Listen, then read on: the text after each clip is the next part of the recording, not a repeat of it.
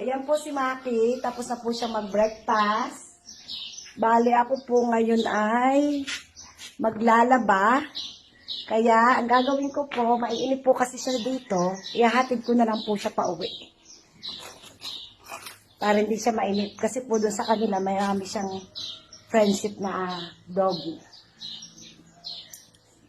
Ayan, ihahatid ko po siya pa uwi. Maya ko na lang po sa punta dito. Naiinip. Kaya hatid ko po muna at ako'y maglalaba. Kamo na, Maki! Maki! Ihatid ko po muna si Maki. Kasi maglalaba po ako, maiinip siya sa bahay. Ano na, bebe? Parang ayaw pa niya umuwi. Susunduin na lang kita mamaya. Come on. Ayan, ihatid ko po. Mas panatag po ako pag nasa loob ng kanilang bahay at kung saan pumupunta. Kaya,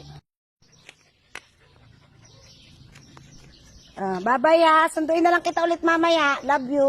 Diyan ka na muna. Bye-bye. Maglalaba ako eh. Ayan, nasa loob na po siya ng kanilang bahay. Mamaya na lang po ulit.